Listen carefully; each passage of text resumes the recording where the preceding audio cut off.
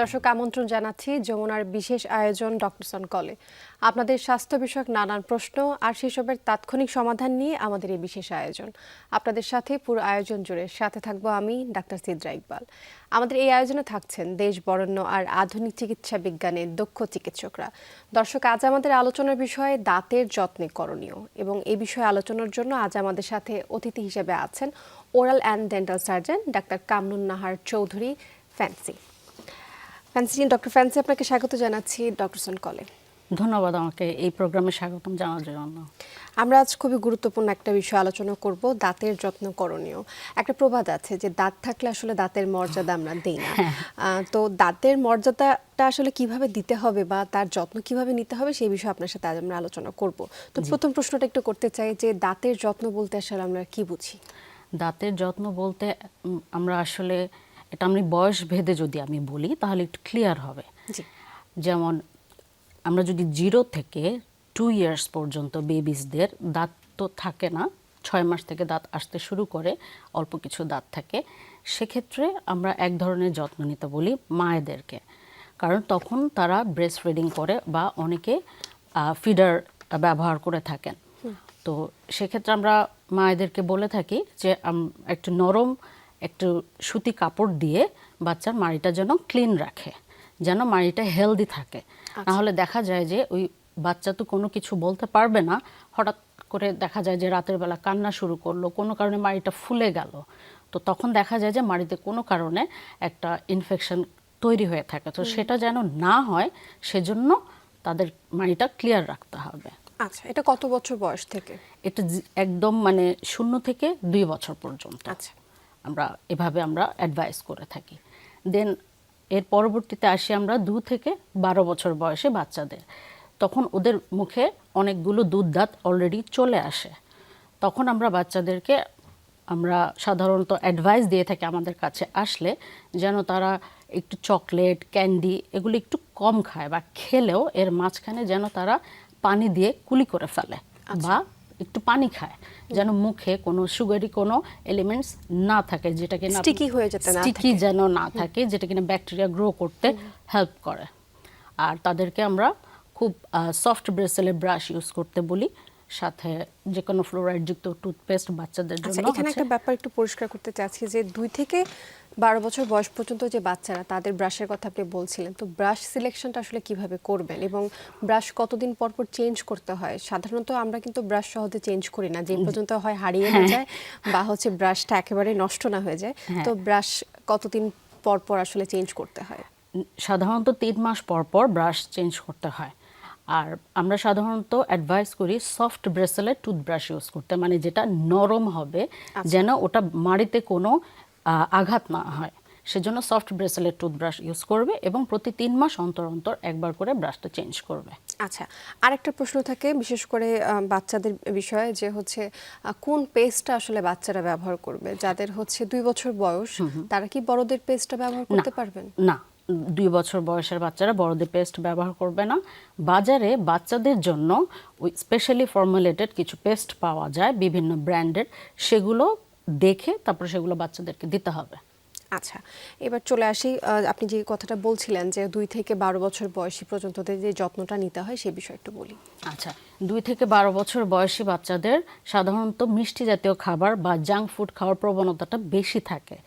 সেক্ষেত্রে আমরা তাদের মায়েদেরকে বা বাবাদেরকে বলবো যে তারা যেন এই খাবারের ইনটেকটা একটু কমিয়ে আনেন এবং দুবেলা বাচ্চাকে ব্রাশ করানোর অভ্যাস করায়, সকালবেলা নাস্তা খাওয়ার পরে এবং রাতে ঘুমোতে যাওয়ার আগে। এবং রাতে যখন সে ব্রাশ করবে এরপরে যেন সে কোনো কিছুই না খায়। ইভেন অনেকে ফিডার দেয়, এটা তো আমরা একদমই মানা করি, সেটাও যেন না খায়। তো এইভাবে তারা যত্ন করতে পারে। আচ্ছা, এই ছিল 2 থেকে 12 বছর বাচ্চাদের ব্যাপারে। এবার চলে আসি অ্যাডাল্টদের বিষয়ে, অর্থাৎ বড় যারা রয়েছেন তাদের বিষয়ে। 12 থেকে যাদের বয়স 12-র বেশি আর কি, তাদের দাঁতের যত্নের ক্ষেত্রে হচ্ছে তারা কিভাবে করবেন। এখানে আমি আরেকটা প্রশ্ন যোগ করতে চাই যে দেখা যায় দাঁত ব্রাশ করার ক্ষেত্রে অনেকে খুব দ্রুত বা অনেক জোরে জোরে ব্রাশ করে থাকেন। তো আসলে দাঁত কি জোরে ব্রাশ করাটা সঠিক, নাকি দাঁত ব্রাশ করার কোনো নিয়ম আছে? না, দাঁত জোরে ব্রাশ করার কোনো আমরা এটা কখনোই আমরা একটা সাপোর্ট করি না। যেটা হচ্ছে দাঁতে ব্রাশ করার একটা নিয়ম আছে, সেটা হচ্ছে কমপক্ষে 2 মিনিট ধরে আপনি উপর এবং নিচে 45 ডিগ্রিতে আপনি ব্রাশটাকে ধরবেন। আজকাল ইউটিউবে অনেক এরকম ভিডিও দেখতে পাওয়া যায়, সেটা দেখে দেন উপর নিচ এবং একটু ঘুরিয়ে ঘুরিয়ে up and down, round and round এভাবে করে এই মোশনে আস্তে আস্তে 2 মিনিট ধরে দাঁত ব্রাশ করবে। আচ্ছা, এটা সবার ক্ষেত্রে? এটা সবার ক্ষেত্রে।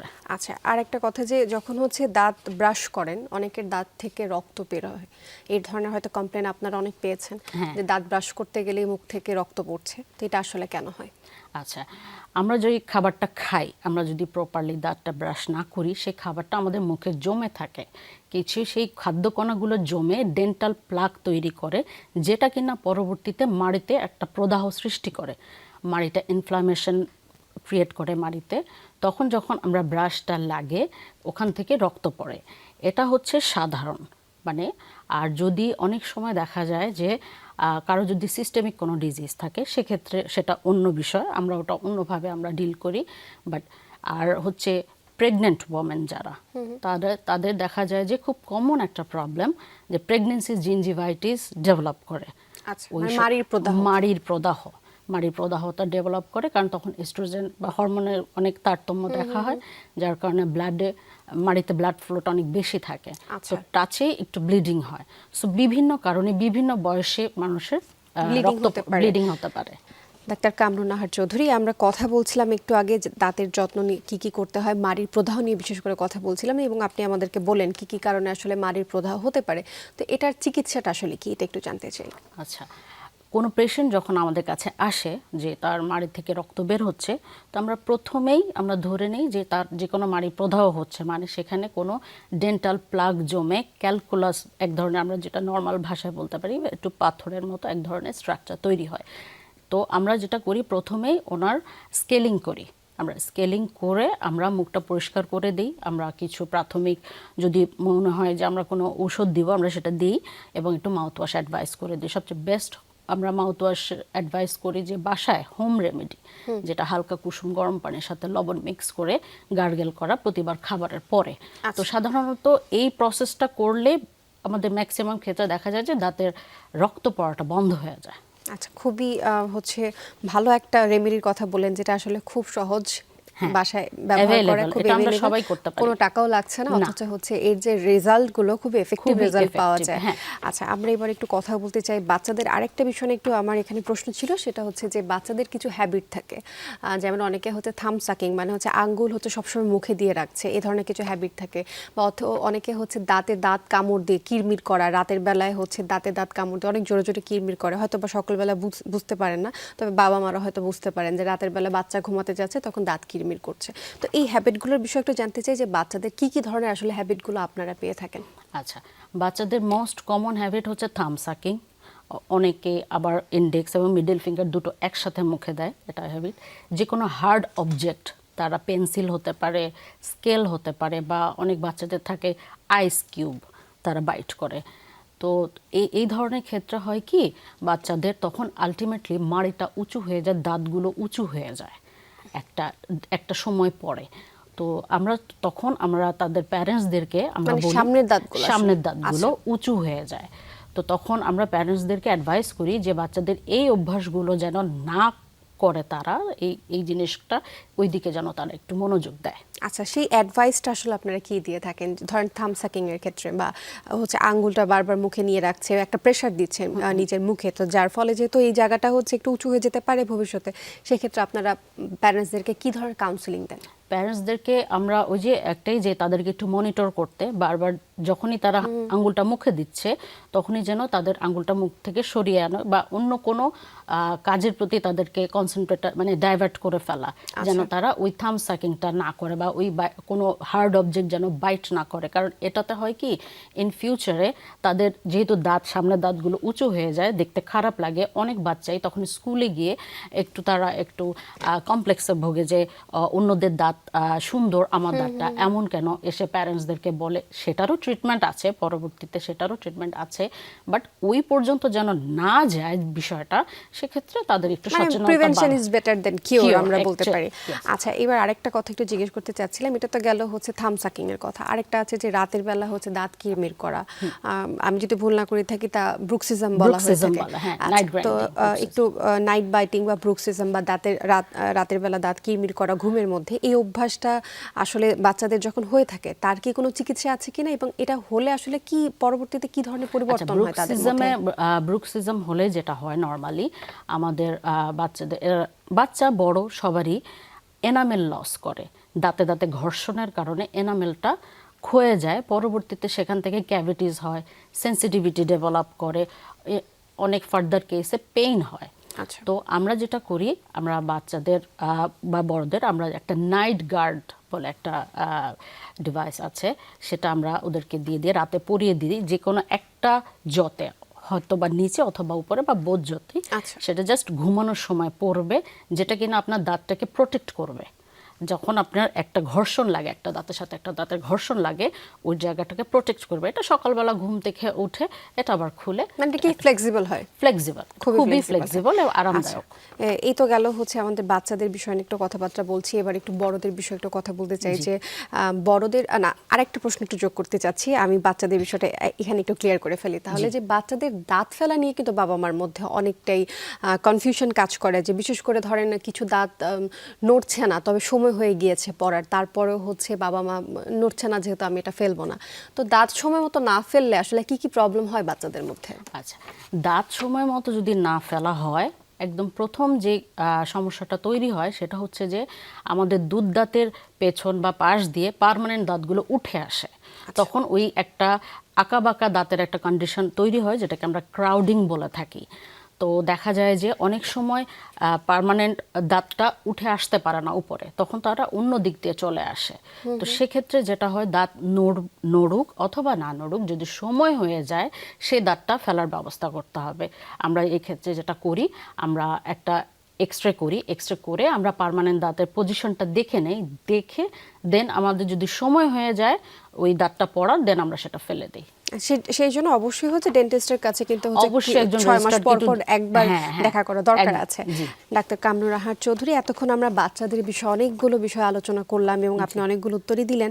তো এবার একটু বড়দের বিষয় নিয়ে কথা বলতে চাই। যে বড়দের তো একটা সমস্যার কথা আপনি বলে দিলেন যে মাড়ির প্রদাহ, তাছাড়া বড়দের আরেকটা সমস্যা দেখা যায়, সেটা হচ্ছে উইজডম টিথ বা আক্কেল দাঁত যে উঠে।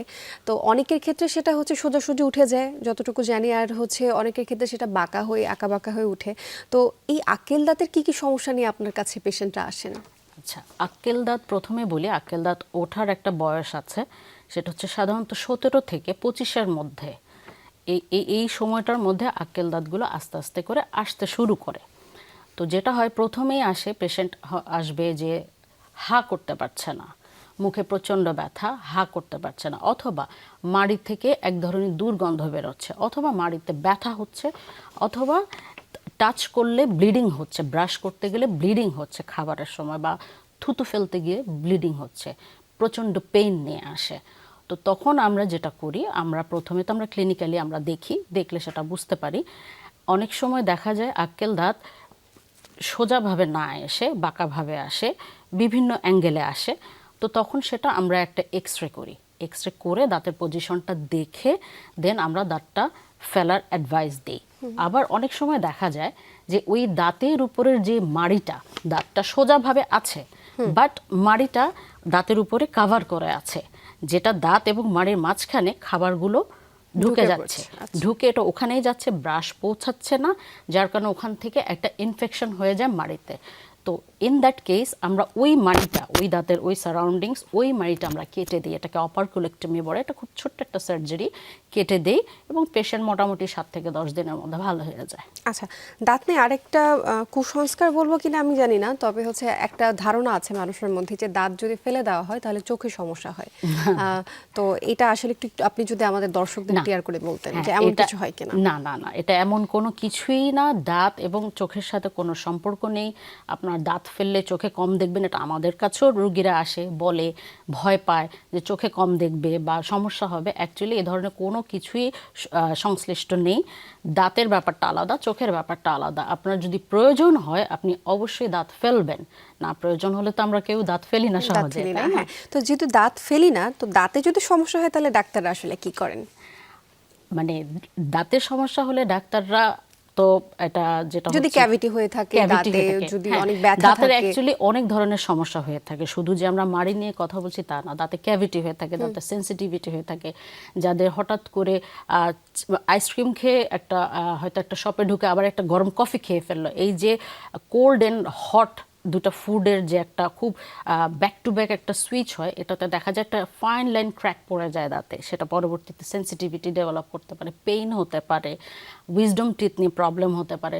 আরেকটা কন্ডিশন, আমরা যেহেতু অনুষ্ঠানে একটু শেষ পর্যায়ে আছে, আমি দুটা বিষয় নিয়ে একটু আলোচনা করতে চাই। যে প্রথম হচ্ছে দাঁতে যদি ক্যাভিটি হয়, ঠিক আছে, সেই ক্যাভিটিটা হলে আসলে আপনারা কি ট্রিটমেন্ট দিয়ে থাকেন, বা যেটাকে আমরা ফিলিং বলি, ওই ফিলিংগুলো আসলে আপনারা কখন দেন? আচ্ছা, যখন পেশেন্ট আমাদের কাছে আসে যে আমার কোনো কিছু খেলে আমার দাঁতে আটকে যাচ্ছে, এটা একটা কমপ্লেইন।